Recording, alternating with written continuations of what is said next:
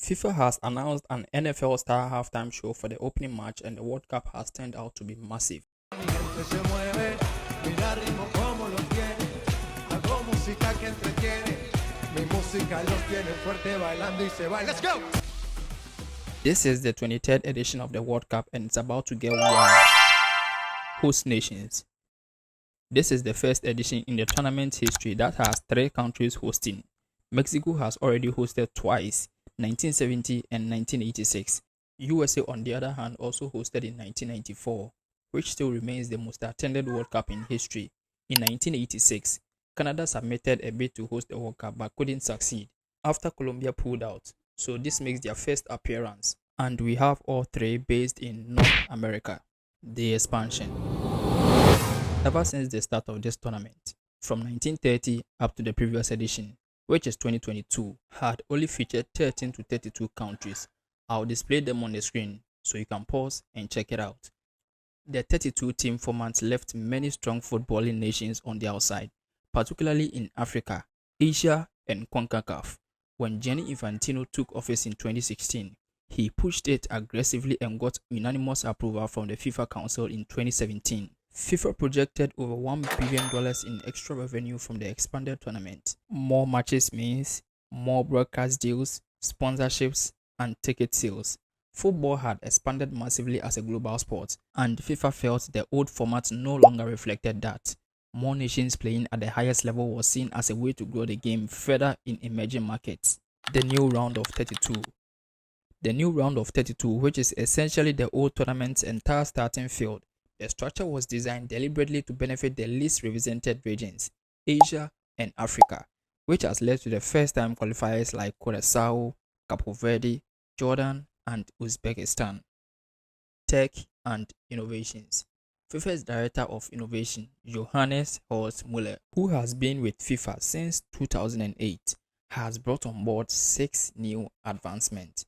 Let me break them down for you. Advanced semi-automated offside, the biggest officiating upgrade.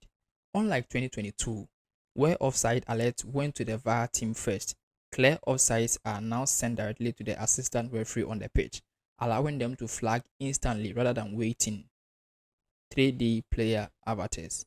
All 1,248 players from all 48 nations have been digitally scanned to create individual AI avatars, incorporated into the offside system for more accurate decisions and clearer broadcast animations.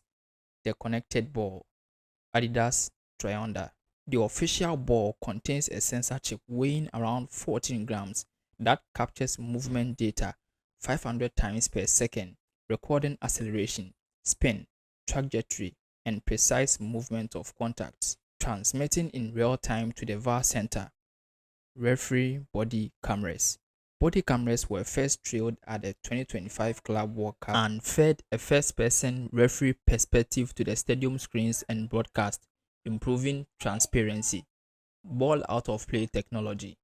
The new technology determines whether the ball crossed the touchline before a goal was scored, working similarly to goal line technology by generating a 3D animation of the ball relative to the lines of play. Full 3D match recreation. The system can recreate entire matches in 3D, supporting VAR decisions and providing enhanced content for broadcasters. The reason behind all these is speed and transparency, reducing long VAR delays that frustrated fans, while making decisions earlier for everyone to understand. On top of all these discussions, it is worth knowing we now have 104 games as compared to the old 64. This is Erling Haaland's World Cup debut. These legends are certainly at their final World Cup. Lionel Messi, Cristiano Ronaldo, Luka Modric, Manuel Neuer, Guillermo Ochoa, and maybe Neymar, Son Heung-min, and Kevin De Bruyne could also leave the stage. Brazil and Italy are still the only countries to defend their World Cup title. With 2026 on the horizon, can the Argentines prove they have what it takes to go back to back? Time will tell.